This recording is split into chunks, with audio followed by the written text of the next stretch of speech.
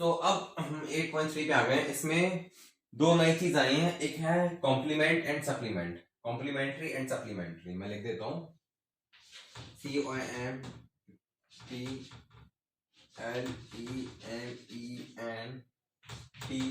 COMPLEMENTARY, complementary and supplementary.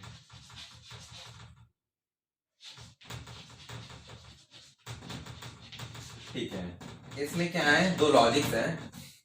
Complementary का मतलब होता है the sum of two angle is equals to 90 degree.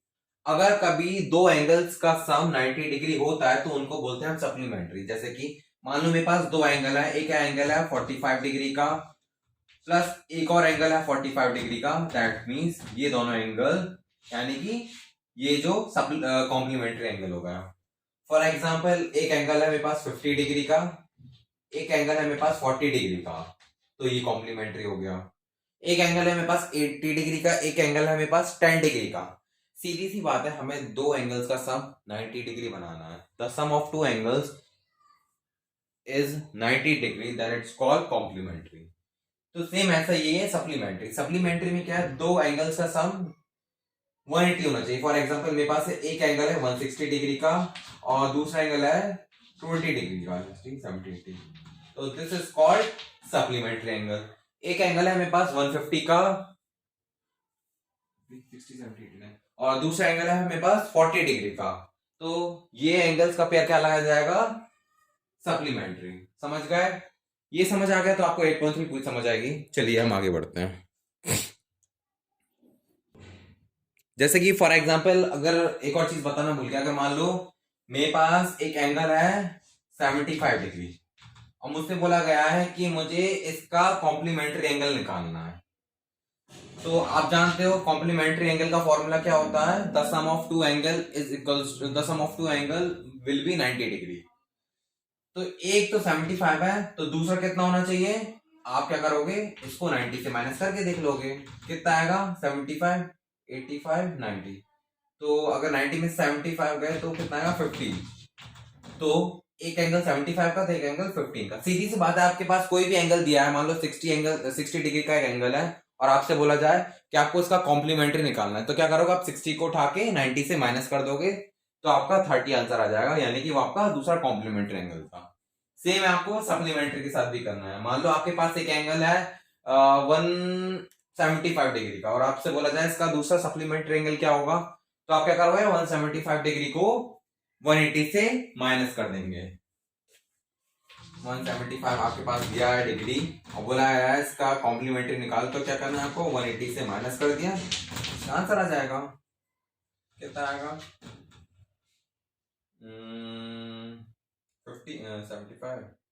5 degree आ जाएगा। बस 175 प्लस 5 180। बस इतना समझ आ गया तो हमारी पूरी की पूरी ये जो 3.8.3 है वो अच्छे से हो जाएगी। चलिए करते हैं। सो हमने 8.3 शुरू कर दिया है।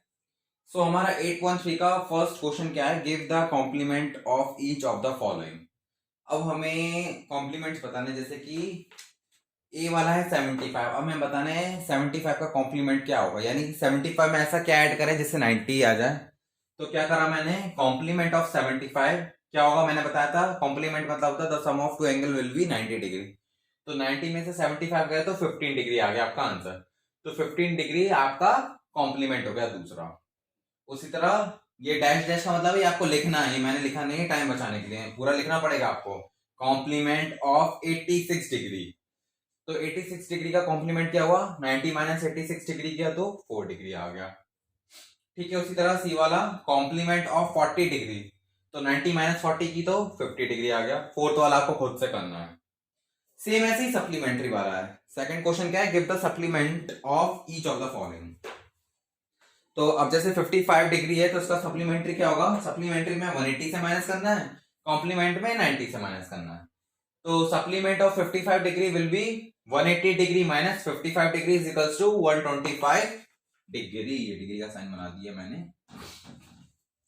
बी वाला क्या है, सप्लीमेंट मेरे को 76 डिग्री का निकालना था, तो सप्लीमेंट ये डायरेक्शन यानी कि आपको लिखना है पूरा, सप्लीमेंट ऑफ 76 डिग्री, तो 180 माइनस 76 किया तो कितना आया 104। आप इसको पॉज कर करके लिख सकते हैं। नीचे वाले के लिए अभी मैं कैमरा नीचे कर दूंगा, टेंशन मत लीजिए। सी वाला क्या है, supplement of 120 degree equals to 180 degree minus 120, कितना आ गया 60 डिग्री। ठीक है, अब थर्ड क्वेश्चन, थोड़ा सा आपको आई थिंक दिख नहीं रहा होगा, मैं नीचे कर देता हूं, अब दिख गया होगा। ठीक है, दिख रहा है ना, हाँ। थर्ड क्वेश्चन में बताना है which of the following pair are complementary and supplementary. यहाँ पे दो दो डिग्री दी वजह से ए वाले में क्या है 75 एंड 105 दिया, तो 75 प्लस 105 करके देखा तो कितना 180 डिग्री आ गया, तो इन दोनों का सब 180 निकाल रहा है, यानी कि ये सप्लीमेंट्री की कैटेगरी। मैंने सिर्फ सप्ली लिखा है, आपको पूरा लिखना है सप्लीमेंट। ठीक है, बी वाले में क्या है 55 प्लस 35 करके देखा तो 90 डिग्री आ गया, तो ये कॉम्प्लीमेंट्री है, पूरा लिखना पड़ेगा आपको, इतना आसान नहीं लिखेंगे। सी वाले में क्या है 110 एंड 70 किया तो कितना आ गया 180 डिग्री, तो ये भी सप्लीमेंट्री हो गया। डी वाला 26 एंड 64 है, तो ये सीधा सीधा दिख रहा है 90 हुआ, वो आपको मैंने छोड़ दिया है, तो वो भी कॉम्प्लीमेंट है। आंसर भी बता दिया, इतना तो फिर आप कर ही लेंगे। चलिए अब हम आगे बढ़ते हैं, इसको आप कॉपी कर लीजिए पॉज करके।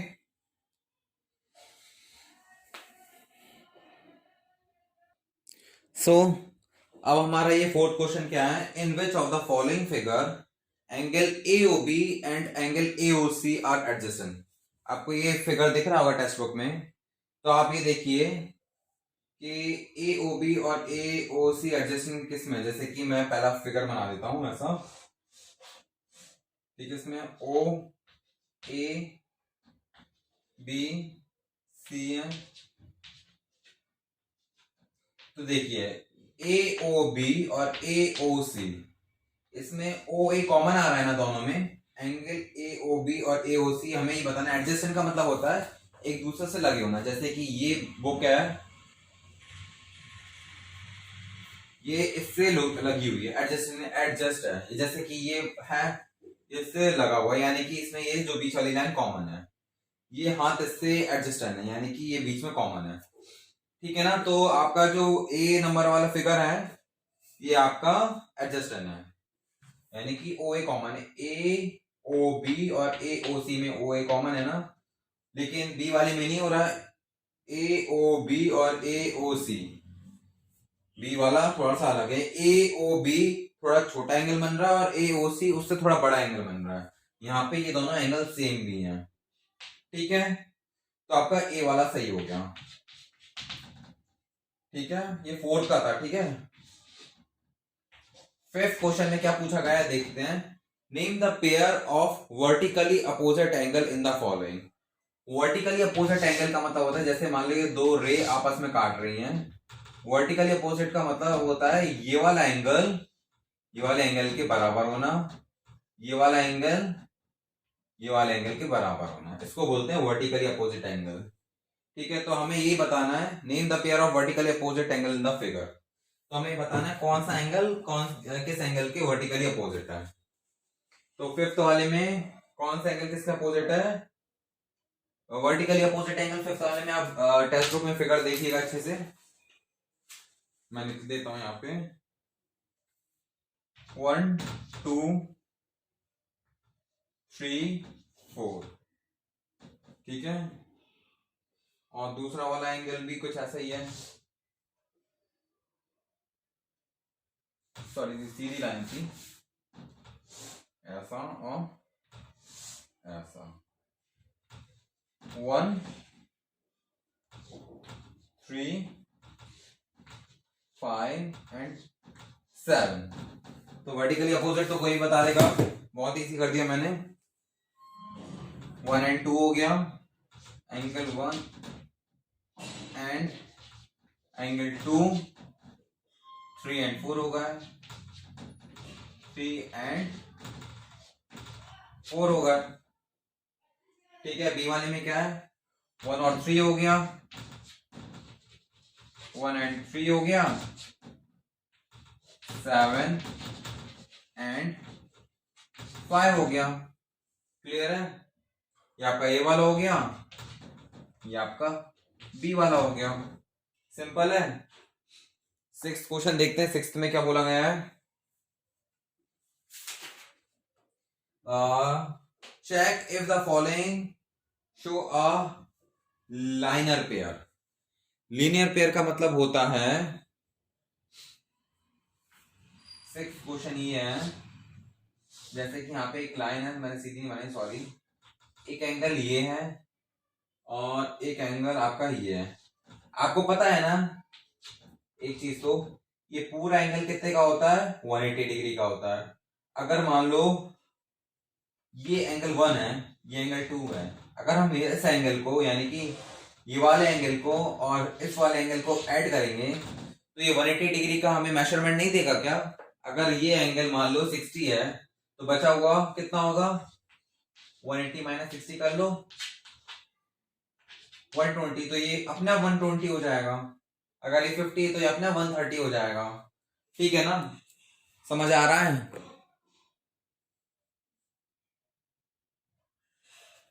ठीक है, सिक्स वाले में तो कोई दिक्कत ही नहीं है। तो सिक्स वाले का आपका आंसर क्या आएगा? आपको क्या लिखना है? सिक्स का ए लिखना है आपको, angle 1 plus angle 2 is equals to 180 degree. ठीक है, समझ आया? चलिए, फिफ्थ का ए बी लिख लेना। फोर्थ का मैंने आपको बता ही दिया, फोर्थ का आपका आंसर ए है। ठीक है, तो चलिए अब हम 8.4 करेंगे। सो हम 8.4 पे आ गए हैं। 8.4 में हमें ट्राइंगल्स के बारे में पढ़ना पड़ेगा। सो इन दिस चैप्टर कुछ टाइप्स के ट्राइंगल होते हैं, 1 2 3 4 5 6 टाइप्स के ट्राइंगल्स होते हैं जो मैं आपको समझा रहा हूँ। देखो, ये एक पहला ट्राइंगल है।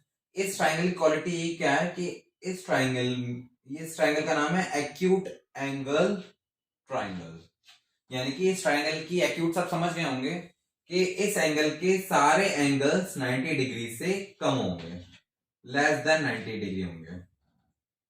इस ट्राइंगल के अंदर जितने भी एंगल्स होंगे वो 90 से कम होंगे, भले वो 85 40 ऐसा कुछ हो सकता है।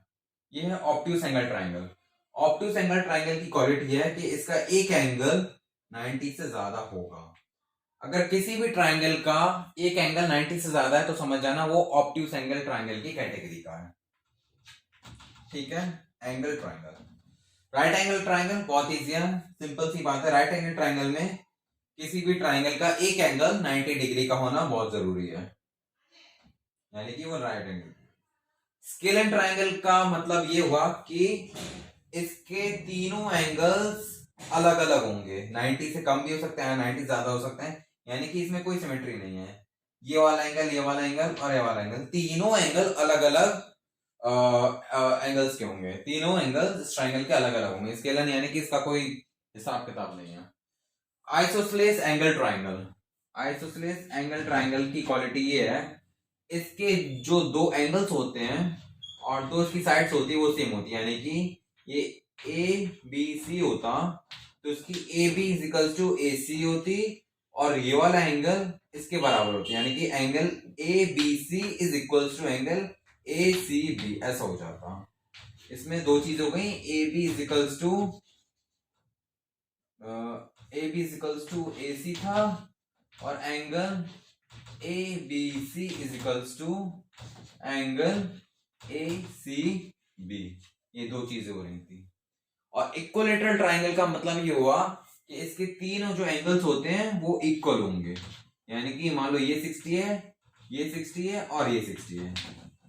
और तीसरी चीज ट्राइंगल की ये होती है, the sum of all the angles of a triangle is equals to 180 degree, यानी कि angle A plus angle B plus angle C is equals to 180 degree. ये चीज आपको दिमाग में रखना है। कभी भी किसी भी ट्राइंगल के आप तीनों एंगल्स का सम करोगे तो उसका सम 180 डिग्री आना चाहिए, 180 से ज्यादा नहीं आना चाहिए, ना 180 से कम आना चाहिए। अगर किसी भी ट्राइंगल का सम 180 नहीं है यानी कि वो ट्राइंगल नहीं है। ठीक है, ये फॉर्मूला है, angle A plus angle B plus angle C is equals to 180 degree. चलिए अब हम आगे पढ़ते हैं, अपने क्वेश्चंस करते हैं। तो हमारे 8.4 के क्वेश्चन शुरू हो गए। इसमें हमें बताना है कि कौन सा एंगल बनेगा। जैसे कि ए वाले में दिया है 30 डिग्री, 60 डिग्री एंड 90 डिग्री। तो इसमें एक 90 डिग्री आ गया, तो इससे साफ जाहिर हो गया कि जो इसका एंगल बनेगा वो 90 डिग्री यानी कि राइट एंगल बनेगा। यानी कि 90 डिग्री तो बनाई दो, इस तरह का कोई एक ट्रायंगल बनेगा। ठीक है। बी वाले में क्या है, एक एंगल है 130 डिग्री, एक है 25। इसमें एक एंगल 130 डिग्री आ गया यानी कि ऑब्ट्यूज आ गया। तो यानी कि जो ये बी वाला क्वेश्चन है, जो बी वाला ट्रायंगल बनेगा वो एक ऑब्ट्यूज एंगल ट्रायंगल बनेगा। यानी कि एक एंगल 190 से डिग्री ज्यादा है तो एक ऑब्ट्यूज एंगल ट्रायंगल बनेगा। सी वाले में है 70, 60 एंड 50। तो इसमें तीनों में से कोई सा भी एंगल 90 से ज्यादा नहीं है, तो जाहिर सी बात है सी वाला एक एक्यूट एंगल ट्रायंगल है। और मैं आपको बार बार कह रहा हूं, ये डैश डैश सिर्फ मैंने टाइम बचाने के लिए किया है, आपको पूरा लिखना है acute angle triangle, obtuse angle triangle, समझे। डी वाले में क्या है 30, 50 एंड 100 डिग्री। तो एक एंगल आपका 90 से ज्यादा आ गया, तो ऑब्वियसली डी वाला एक ऑब्ट्यूज एंगल ट्रायंगल है। कुछ ये आपको नहीं बनाने हैं, मैंने ऐसे बता रहा हूं कि ये बनने के बाद कैसे लिखेंगे, कुछ इस टाइप का बनेगा। ई वाले में क्या है, एक एंगल है 29, 71 एंड 80 डिग्री। तो ये सिंपल सा, एक भी एंगल 90 से ज्यादा नहीं है तो भी एक एक्यूट एंगल ट्रायंगल है। एफ वाले में एक 70, 90 एंड 20, तो 90 आ गया। जहां 90 आ जाए तो समझ जाना आंख बंद करके ये राइट एंगल ट्रायंगल है, खत्म कहानी। समझ आया। चलिए इसको आप कॉपी कर लीजिए। सो हम 8.4 के कौन से क्वेश्चन पे आ गए। फर्स्ट हमने कर लिया था, सेकंड क्वेश्चन पे आ गए। सेकंड का ये ए है, ठीक है। इसमें हमें बताना है classify the following triangles whose sides are given below, scalene and isosceles and equilateral. तो हमें ये कुछ सेंटीमीटर्स दिए हैं, जैसे 6, 8, 8 ए वाले का। तो इन डिग्रीज को देख के बताना है इनमें से कौन सा स्केलन है, कौन सा आइसोसेलेस है और कौन सा राइट एंगल है, ठीक है। तो ए वाले में क्या है 6, 8, 8, 8 और 8, 2 बार 8 मिल रहा है। तो मैंने आपको बताया था आइसोसेलेस ट्रायंगल की क्या क्वालिटी होती है कि उसके दो एंगल सेम होते हैं और दो साइड्स भी सेम होती हैं। तो आप देख लेना, कभी भी तीन साइड्स में से दो साइड सेम हो तो आंख बंद करके आप उस पर आइसोसेलेस ट्रायंगल टिक लगा सकते हैं, ठीक है। दूसरा वाला क्या है 10, 12 एंड 11। तो तीनों अलग हैं, एक 10 है, एक 11 है, एक 12 है। तो मैंने कहा कि कोई सा भी ऐसा ट्रायंगल जिसकी तीनों साइड डिफरेंट हो तो वो होता है एक स्केलन ट्रायंगल। तो दूसरा वाला क्या है आपका स्केलन ट्रायंगल। तीसरा है 5, 5, 5, इसकी तीनों साइड सेम है यानी कि ये हो गया इक्विलेटरल ट्रायंगल। डी वाला 9, 8, 7, तीनों साइड्स अलग हैं तो ये हो गया आपका स्केलन ट्रायंगल। ई वाला 11, 11, 11, तो ये हो गया आपका इक्विलेटरल ट्रायंगल। ये मैंने लिखा नहीं है, आप खुद करेंगे, साइड्स के माध्यम से आपको बताना है, ठीक है। तीनों साइड्स की सेम है यानी कि इक्विलेटरल ट्रायंगल है। एफ वाला आपका 5, 7 एंड 5, 2 बार 5 आ गया तो समझ लो ये आइसोसेलेस ट्रायंगल है। ई और एफ आपके लिए छोड़ा हुआ था तो आप खुद करेंगे, ठीक है। थर्ड क्या है, which of the following are the angles of the triangle. इधर तीन क्वेश्चन है, इनको देख के बताना है ये एंगल्स हैं, सॉरी ये ट्रायंगल है या नहीं। तो ट्रायंगल की प्रॉपर्टी मैंने क्या बताई थी आपको, the sum of three angles of a triangle is equals to 180 degree. अगर कभी भी किसी भी ट्रायंगल के तीनों, ट्रायंगल दिख रहा है आपको ऊपर, नहीं दिख रहा होगा, मैं यहां बना देता हूं। अगर कभी भी तीनों, ये एक ट्रायंगल बनाया है, अगर तीनों ट्रायंगल्स का सम 180 डिग्री आ रहा है यानी कि angle A plus angle B plus angle C is equals to 180 degree आ रहा है तो वो एक ट्रायंगल कहलाएगा। 180 आना जरूरी है। चलो उनको ऐड करके देखते हैं। तो थर्ड का फर्स्ट क्या है, एक है 32, एक है 51 और एक है 109। तीनों को ऐड किया तो कितना आ गया 192 डिग्री। मैंने क्या बोला था, sum of three angles would be 180 आना चाहिए, तो कि नहीं आ रहा है तो ये ट्रायंगल नहीं है। बी वाले को ऐड करके देखते हैं 21, 61 एंड 90। तीनों को ऐड किया तो 180 आ गया, दैट मींस ये एक ट्रायंगल है। सी वाला आप खुद ऐड करके देखना 80, 60 और 30, 60, 70, 80, 90, 90 और 80 कितना होता है 170।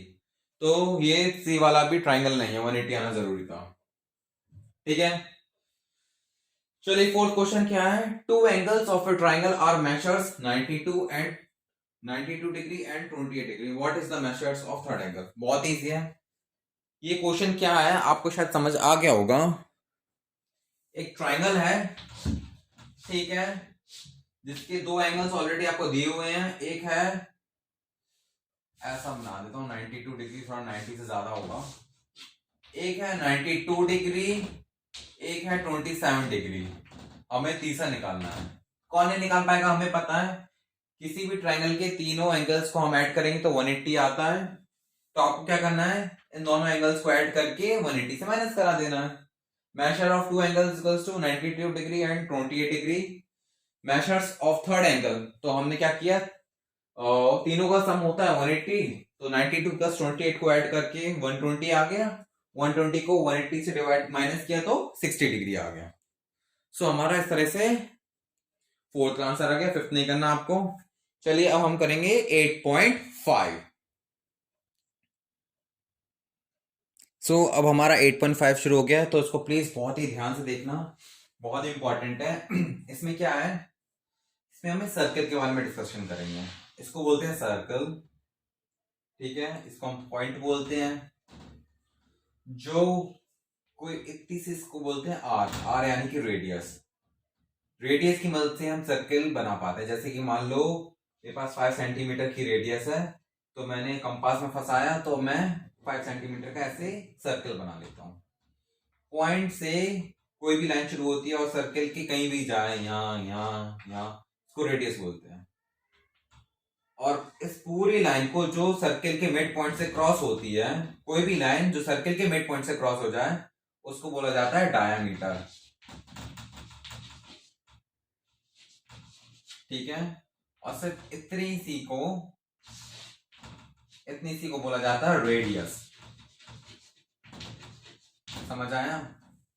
और कोई लाइन सर्कल के अंदर जो पॉइंट से टच नहीं हो रही है, वो सर्कल कभी इस स्तर पे या इधर पे या इधर पे, जो बस मिड पॉइंट से क्रॉस नहीं हो रही है, इसको बोला जाता है कॉर्ड। CHORD, cord. ठीक है, समझ आया। ये पूरे को बोलते हैं हम सर्कल। ठीक है, ये आपकी रेडियस हो गई, पूरा कर देंगे डायमीटर। इस आधे हिस्से को बोलेंगे हम, आधे चांस को बोलेंगे हम सेमी सर्कल। सेमी सर्कल, इस आधे को भी सेमी सर्कल बोलेंगे। लिखना नहीं, इसे समझा रहा हूं मैं आपको। ठीक है, समझ आया आपको। उसके बाद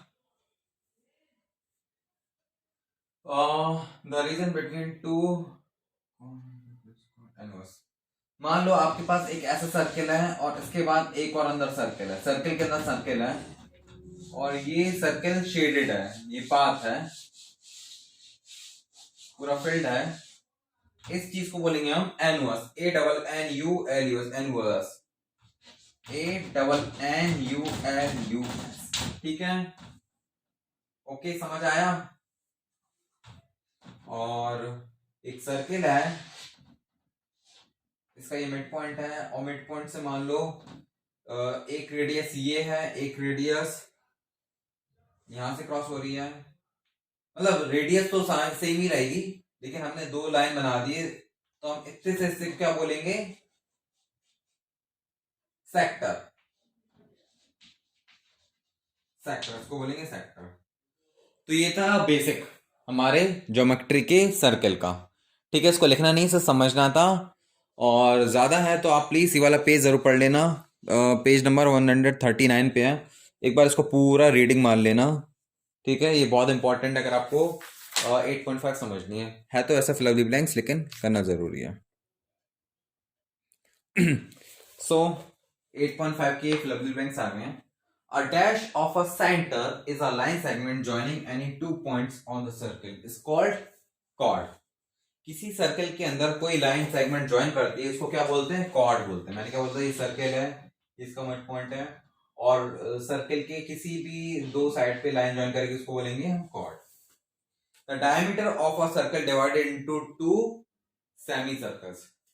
डायमीटर का क्या काम होता है? मान लो ये सर्कल है, तो डायमीटर का काम होता है किसी भी सर्कल को दो इक्वल हिस्से में बांट देना है। ये सेमी सर्कल है, ये अलग सेमी सर्कल है, ठीक है।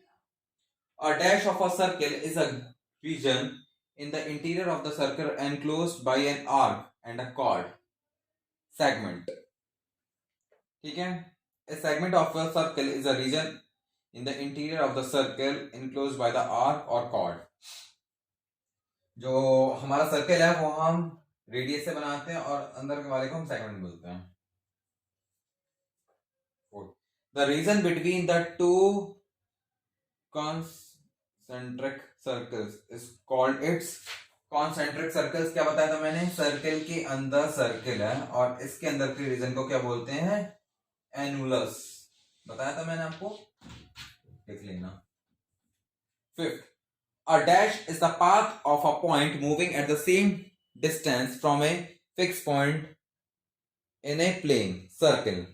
तो क्या हुआ? A circle is the path of a point moving at the same distance from a fixed point। मतलब मैंने क्या बताया था, अगर आप एक फिक्स पॉइंट से, आपका पास प्रोटेक्टर है, ठीक है, आप ये पेंसिल है आपकी, यहाँ पे प्रोटेक्टर है, यहाँ से आपने मान लो 5 सेंटीमीटर की रेडियस ली, तो जब आप इसको गोल गोल बनाओगे, जहां से ये मूव होगा, तो वहां पे एक तरह का सर्कल ही बनाएगा। थोड़ा सा विजुअलाइज करना है, नहीं मेरे पास सामान, लेकिन सर्कल ही बनेगा, ठीक है। सिक्स्थ क्या है? A dash is a chord passing through the center of the circle। उस कॉर्ड को क्या बोलेंगे जो सर्कल के सेंटर से क्रॉस होती है, उसको बोलते हैं डायमीटर, ठीक है। ये बनाना नहीं, सिर्फ समझाने के लिए मैंने किया है, ये सब मैंने मत बनाना, ये नोटबुक में लिखना है, ठीक है। सेवेंथ क्या है? Two circles with the same dash but different dash are called concentric circle. ठीक है, तो टू सर्कल्स हैं जिसके सेम सेंटर होंगे पर जो उसकी रेडियस है वो अलग होगी। यानी कि सेंटर तो सेम है, एक सेंटर से मैंने एक सर्कल बना लिया, रेडियस की ली, अब मुझे एक और सर्कल बनाना पड़ेगा, तो रेडियस थोड़ी यहाँ तक की लेनी पड़ेगी ना। मान लो अगर ये 5 सेंटीमीटर है तो मेरे को ये 7 लेनी पड़ेगी, तब जाके तो मैं 2 सर्कल बनाऊंगा, सर्कल के अंदर सर्कल अलग अलग तभी तो बने जब रेडियस अलग है, रेडियाई बोली जाती है उसको वैसे तो। 28 क्या? If the radius of a circle is 12 centimetre, length of its longest chord is 24। अगर मान लो मैंने किसी सर्कल की जो रेडियस है वो 12 सेंटीमीटर की है, तो आपको पता है डायमीटर पूरे सर्कल को आधा कर देता है, तो ये भी 12 हो जाएगा। तो आपकी लॉन्गेस्ट जो कॉर्ड है वो डायमीटर होती है, क्योंकि वो सर्कल के मिड पॉइंट से क्रॉस होती है, तो कितनी हो जाएगी वो आपकी? 24 हो जाएगी। और उसी तरह 9th वाला है, if diameter of a circle is 18 centimetre, तो उसकी रेडियस कितनी हो जाएगी? 9। ये सर्कल है, इसकी अगर डायमीटर पूरी 9 सेंटीमीटर है, तो रेडियस तो डायमीटर का आधा होता है ना, सॉरी ये 18 है, तो रेडियस तो डायमीटर का आधा होता है ना, तो ये कितनी हो गई? 9 हो गई ना। बस ये आके फिल द ब्लैंक्स कंप्लीट हो गया। और उसी तरह इसमें क्या करना है, 10th क्वेश्चन में मैं आपको बता देता हूं, शेड करना है आपको। तो मैंने रब कर दिया, आपको सिर्फ शेडेड करना है। जैसे कि 10th है, shade the smaller sector in each of the following. हमें हर सेक्टर के स्मॉलेस्ट सेक्टर को शेड करना है। जैसे ये है आपके पास O, तो आपको ऐसे शेड करना है, ठीक है। अब जैसे ये है, इसमें आपको क्या शेड करेंगे? ये वाला, ठीक है। उसी तरह अब ये है, इसमें आपको दिख रहा है ये वाला स्मॉल सेक्टर है, तो आप ये वाला शेड करेंगे। अच्छे से शेड करना, ये नोटबुक में बनाना है, ठीक है। Shade the smaller segment in each of the following. अब हमें इसमें स्मॉलर सेगमेंट को शेड करना है। ये आपका 10th वाला था, 11th वाले में क्या करना है, या की सेगमेंट है इतनी, स्मॉलर सेगमेंट को शेड करना है, तो ऐसे शेड कर दो। ये लार्जर सेगमेंट है, स्मॉलर सेगमेंट है, इसको रफ कर देता हूं मैं थोड़ा, ठीक है। उसी तरह दूसरा भी करना, तीसरा भी करना, शेड द एनुअस। अब उसमें हमें जो हमारा 12th है, 12th नंबर का क्वेश्चन है, आप लोगों को शायद पसंद आएगा शेड करना। सर्किल के अंदर सर्किल है, तो हमें इस एनुअस को शेड करना है, मजा आएगा शेड करने में। बी वाले में भी इसी तरह करना है, सी वाले में भी इसी तरह आपको शेड करना है। आई होप पूरा तरीके से करना है, ठीक है ना, मैंने ऐसे किया है, ठीक है, कर लेंगे। तो मैं आगे बढ़ूं, 8.6 कराऊं, 8.6 शुरू करते हैं। तो 8.6 शुरू करने के पहले आप लोगों को ये जो दिख रहा है ना नीचे वाला, ये एक बार अच्छे से पढ़ना है, और ये जो दिख रहा है ना, इस पूरे को अच्छे से लर्न कर देना। पेज नंबर किस पे देख लीजिए, 321 पे। इसको पूरा लर्न करना पड़ेगा, तभी आपको समझ आएगा। फिर मैं आपको समझाता हूँ थोड़ा बहुत। पॉलीगन का मतलब होता है अ क्लोज्ड फिगर, एक ऐसा फिगर जो लाइनों से जोड़ के बना हुआ, बोले वो ट्राइंगल हो, स्क्वायर हो, पेंटागन हो, हेक्सागन हो, ठीक है, हेप्टागन हो, ऑक्टागन हो। तो पॉलीगन का मतलब होता है एक क्लोज फिगर जो लाइन सेगमेंट से जुड़ के बना है। बस आपको ये याद रखना है कि कौन सी लाइन, जैसे कि a polygon with 3 sides is called triangle. अगर कोई पॉलीगन की 3 साइड्स हैं तो उसको ट्राइंगल बोला जाता है। अगर किसी पॉलीगन की 4 साइड हैं तो उसको क्वाड्रिलेटरल बोला जाता है। किसी पॉलीगन की अगर 5 साइड्स हैं तो उसको पेंटागन बोला जाता है। 6 साइड वाले को हेक्सागन बोला जाएगा, 7 साइड वाले को हेप्टागन बोला जाएगा, 8 साइड वाले को ऑक्टागन बोला जाएगा, 9 साइड वाले को नोनागन बोला जाएगा, और 10 साइड वाले को डेकागन बोला जाएगा। अगर हो सके तो प्लीज इसको नोटबुक में जरूर लिख लेना, क्योंकि ये 5th क्लास की बात नहीं, पूरी लाइफ टाइम आपको ये याद आने वाला है जब तक आप मैथ्स पढ़ेंगे। एटलीस्ट 12 तक तो आपको ये चीज आपका पीछे नहीं छोड़ेगी, ठीक है। तो उसको प्लीज आप अच्छे से लर्न कर लेना, नोटबुक में भी लिख लेना और अच्छे से समझ लेना। चलिए मैं आपको फिर ये कराना शुरू करता हूँ। सो 8.6 हम क्वेश्चन आंसर डिस्कस करते हैं। The minimum number of side in A polygon is 3। किसी भी पॉलीगन में कम से कम 3 साइड्स तो होनी ही चाहिए, तभी वो एक फिगर बनेगा। मान लो 2 साइड हैं, 2 साइड से कुछ फिगर बनेगा क्योंकि खुला हुआ है। क्लोज फिगर का मतलब होता है पैक होना हर एंगल से, तो कम से कम 3 साइड होना जरूरी है एक पॉलीगन बनने के लिए। एक polygon with 3 sides are called triangle. 3 side वाले पॉलीगन को क्या बोलते हैं, ट्राइंगल।